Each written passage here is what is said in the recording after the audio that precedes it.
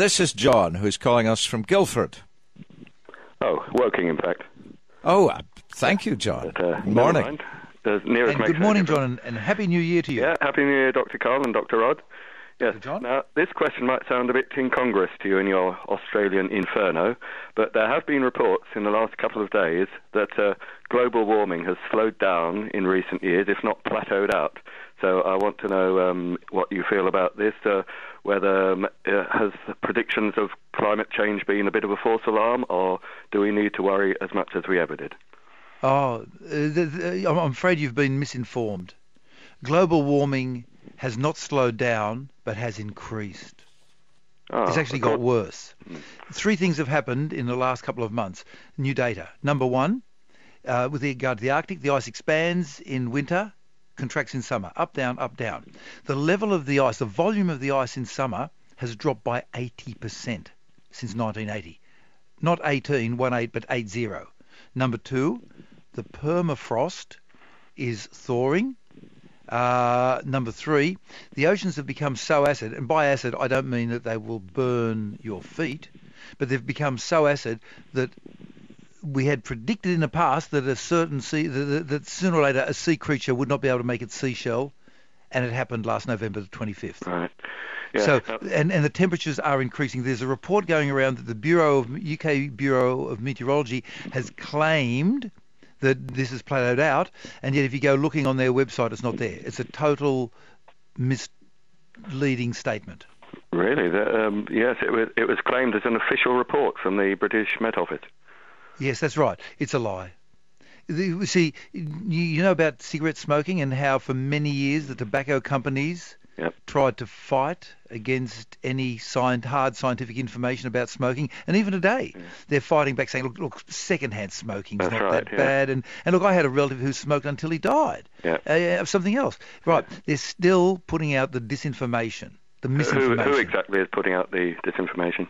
Okay, you got a pencil and paper? Yep. Okay, George C. Marshall Institute in Washington, D.C., But this is the British Met Office, I think. But it's coming... And it's been carried on the BBC News, so have they been hoodwinked? Yes. And if you read the book by Naomi Oreskes called The Merchants of Doubt, they'll tell you the story about how the same people who are still fighting the disinformation campaign about tobacco are doing the same about global warming. Right, so the BBC News have been hoodwinked, do you reckon? I have to see the original report. I cannot say. Right. Okay. But go to the British Met Office homepage and see if you can find the report there. Right. Okay. Well, thanks. That's very interesting. Right. Well, I mean, that's controversial to say the least. There's a start for 2013.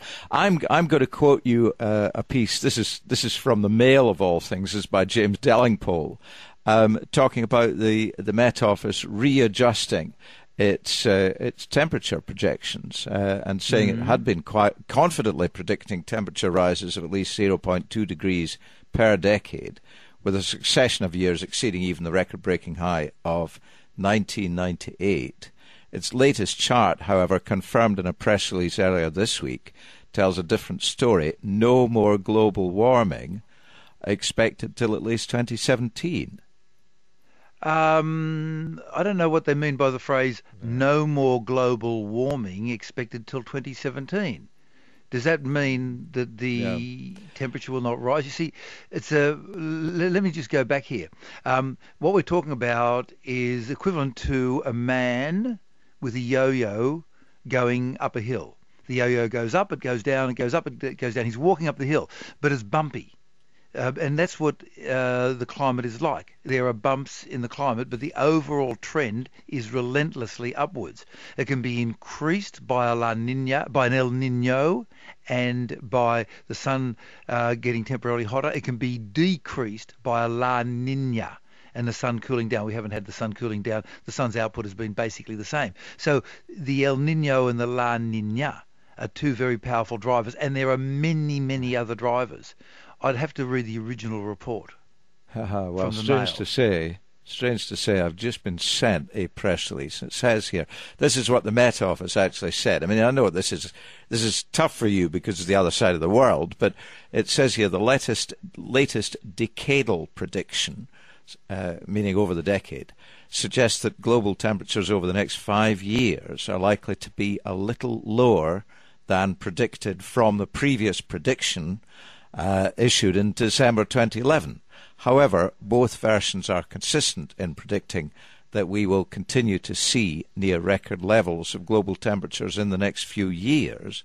This means temperatures will remain well above the long-term average, and we will continue to see temperatures like those which resulted in 2000 to 2009 being the warmest decade in the instrumental record dating back to 1850. Decadal predictions are specifically designed to predict fluctuations in the climate system through knowledge of the current climate state and multi-year variability of the oceans. So that's what the Met Office said in their press release. And of course, that is when I read you the James Dellingpole piece from the Mail. It's quite it's quite an opinionated bit of writing, but it's taking the Met Office essentially to task for lowering their predicted changes. Well, let me give you an example. The way I interpreted that Met Office report was saying, yep, it's hot and it's going to get hotter. Mm-hmm. And global warming is still happening, and it's going to be when you average it out over time, it will still get hotter, averaged out over time. So think of the fires in Tasmania. You can say two sentences about them that are both 100% correct. Here's the first sentence. There have been fires in Tasmania and people have died and houses have been destroyed. Sentence number 2. There have been incidents in Tasmania and as a result, the amount of potential fuel for future bushfires has been reduced. They're both 100% correct, but the second one is quite misleading and not showing the true gravity of the situation. It'd be very interesting if we could get the Met Office to bring their person on board for our show, you and me and them together, Rod. What do you reckon? Yeah. Well, we could do you all can get your sorts of people things. And my people, and we'll call them. I'm sure they'd be most happy to come along. There's a happy thought. I'd love to do it. Yeah. Good. Okay.